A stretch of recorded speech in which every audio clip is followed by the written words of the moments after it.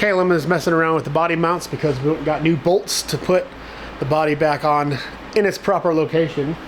I need to cut this lower support beam off, flip it upside down to make room for our new steering gearbox location, and also the steering shaft needs to protrude that and go to the front.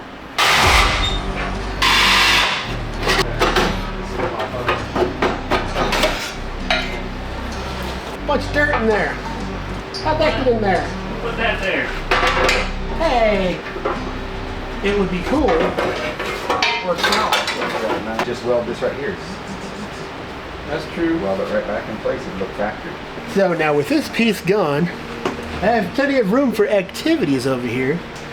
First things first, I think I want to take, this is a steering line, which is weird, is the Troopers and the Amigo, and I think the older rodeos had this, where the steering line went down across the front beam and then back up, because their steering gearbox is on the wrong side of the engine.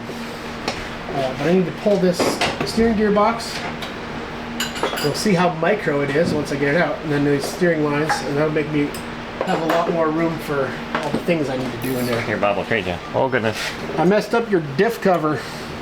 Got steering juice on it. I'm sorry. I'll take this whole line out now. Got brackets off. Oh, it's on me. Ugh. Ew, go there. Ew. Ew, sticky. Yuck. The only reason the steering pump is on the passenger side is because they had to put a smog pump on this. So I need to remove this reservoir, that steering gear pump, that steering gear pump, that steering gear box. I always use a turkey baster and suck out whatever I can, and then less leaks. I have a turkey baster. If I pull this hose, I can kind of really quick. Let me try that. Come on, Really you got more. very much. You got more than that. Let me take this cap off. Nothing. Does that have anything in it? It did. No. Oh. That was easy enough. Must have leaked out. All right. All that wetness on the front of this engine, I'm guessing is from, because it's right there. Yeah. I'm guessing that's from. But you guys said you detected maybe a valve cover leak. Oh yes. Do we need to? We do need to take that off and put it back on. Was? Or did we No, it was from the back, I think, over here. Should I order a valve cover seal? Gasket thing? I don't know. Armitex would fix it for cheaper. And that seems to work pretty well with the door open and the. Was this dirt supposed to clean something up? I think I'll be able to finagle this steering gearbox out without taking anything else off. But I do need to unbolt this shaft. So Bob had a really good idea, because I don't have a pitman arm separator, and we need this pitman arm off of this really dirty, contaminated steering pump to put it on the new one, or the new old one. So Bob had a really good idea.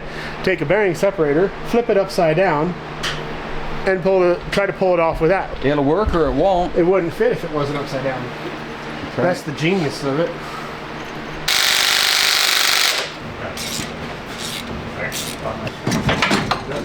There we go. One tiny steering pump. I'm interested to see what's behind this boot on this steering shaft, because I'm going to have to take Jeep Cherokee steering shaft and somehow attach it to the Isuzu Amigo one.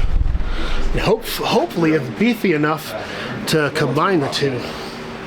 If we cut this side off, Oh, I see. this hollow would slide onto that shaft. When you said that flips a little angry. That's the thing. It's like his mouth is going to go. It's gonna eat its own wrench.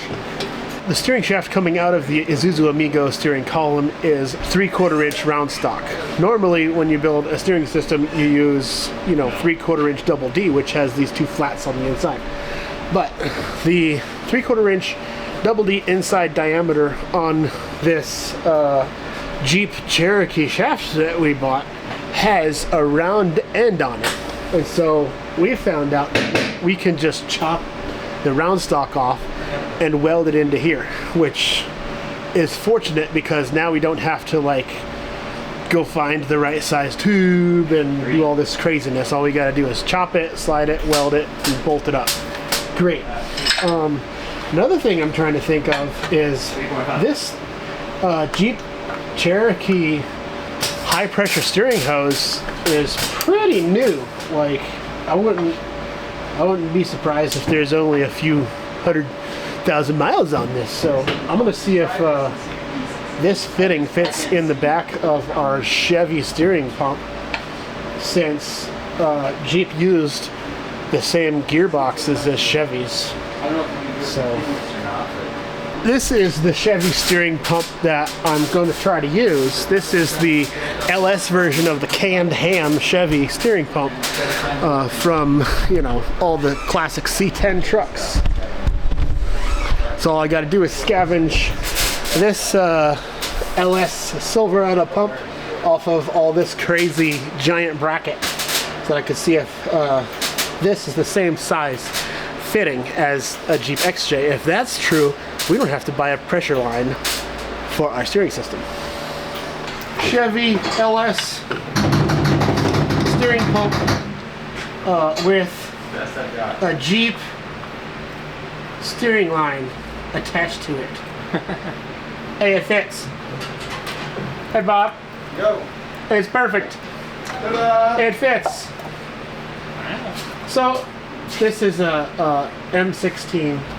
I forget what kind of fitting it is called, but it's common. And that's the high pressure side? Yes, the high pressure side. And the low pressure side, we don't care? Low pressure side, I have a fitting that you could just put bulk hose on. And bang boom. Which, you know, just put back to here. So Sweet.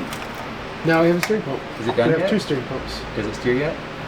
Are you done yet? I mean, sure. How about now? Yeah. Now are you done? How fast can you spin the shaft? That's freaking awesome.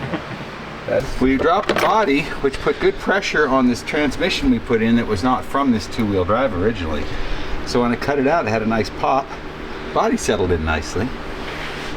Question is though, do I really want to put this in right now, because don't we need to put fluids in this transmission? We do. And isn't that the easiest way, right through the top, than trying to go through the side, or do you have a rose gun? I believe so, but I think we put that shaft in, or that shifter in, so we could see if it's going to hit the dash. Yep, and it's not going to. This is money. It was like it's meant to be. We were able to take the 3-inch body lift off, and it looks way, way better. Lower center of gravity, easier to work on, easier to get in and out of. You can drive under shorter branches, and it just looks cooler, I think. Another thing that happened is I cut this thing off, and I do still plan on flipping this over and welding it back on. So then I mounted this steering gearbox from a Jeep XJ. Fits right up. There's plenty of room for the pitman arm to move back and forth without hitting anything. And then I found that the XJ steering shaft that I bought for $40 on eBay, if I cut one end off, I could slide it right onto the Isuzu Amigo. And that ended up working out pretty good. Then we ended up getting this thing all flexed out and got a good pictures opportunity and stuff. And this is much lower now, so we're able to get into the back. Bob and Caleb mounted this rear seat. I don't think they're finished with it yet. They might want to move it or tilt it or just mount it how it is. We also kind of messed around with like the rear drive shaft issue, because we were going to build one, but we're just trying to figure out how we want to do it. We have several different pieces here to work with. I may have messed up when I did the how-to video. I got caught up so much into installing a rear drive shaft the same way, as far as mounting the pinion angles at the same angle of, you know, approach. The output shaft needs to match the pinion shaft of the axle, which is true, but I wasn't really visualizing how hard of an angle that is, and since it isn't a double cardan drive shaft, it really puts a sharp angle on that, and we kind of want to address that a little bit.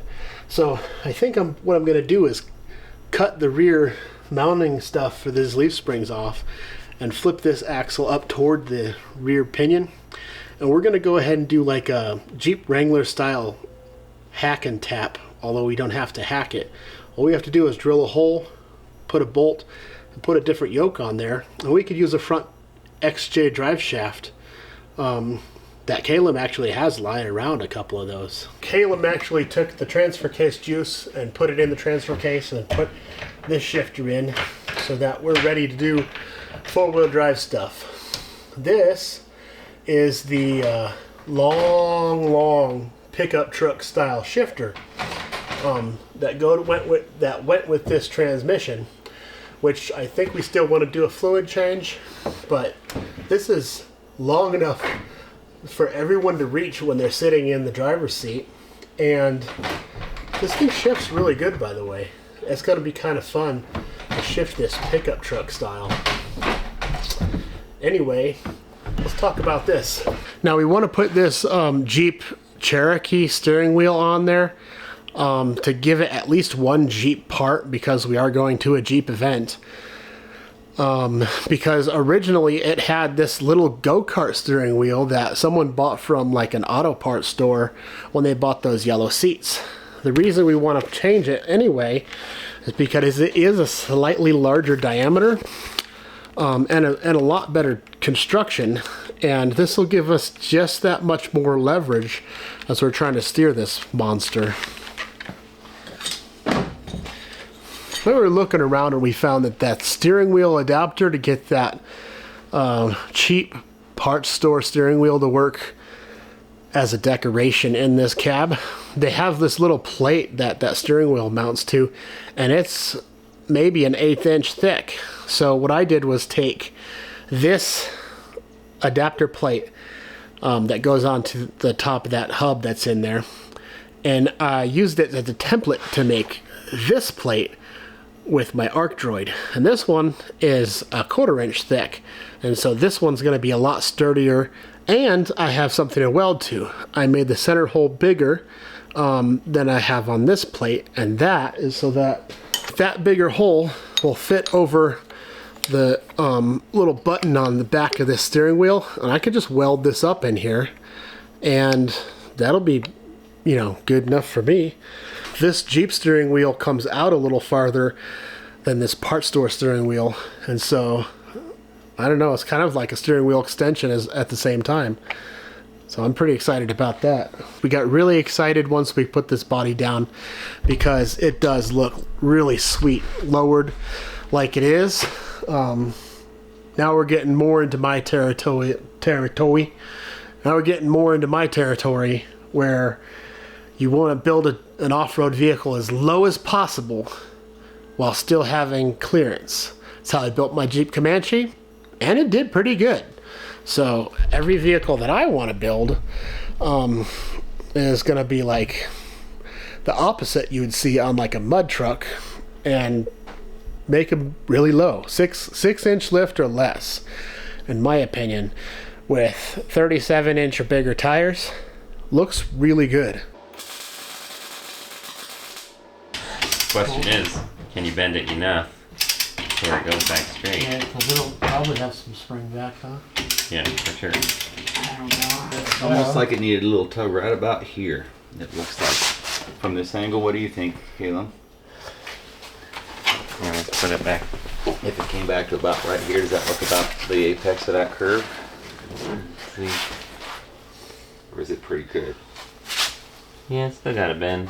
You're gonna take it too far. That's the bad more coming on us, man. Alright, how do you fancy that? Still got a little wow in it, but man, it's a lot better than it was. That's for sure. I'd run it. Oh, dang it, look at this. It has. I messed up the onyx. No, you gave it character. Pull the sticker off. Dude. If I do it, if I get it here, we don't got a bend. But if I do it here, we got to put a bend in that. Because you can't come under the pitman arm. You don't have enough. Right. If we find that we have enough room, if I flex this out again, if I have enough room, I could almost darn put this right parallel. So question: if you put that here, are we putting undue stresses on this potential weak point versus putting a bend and bringing it over here all the way? By not having our connection point close to the end, are we putting undue strain here with this? Honestly, I don't think it matters, because if we pull it here, it's putting the same amount of pressure through the tie rod. True. Or if you're pushing on the tie rod itself. Right. I'm just thinking out loud. Throw in action here.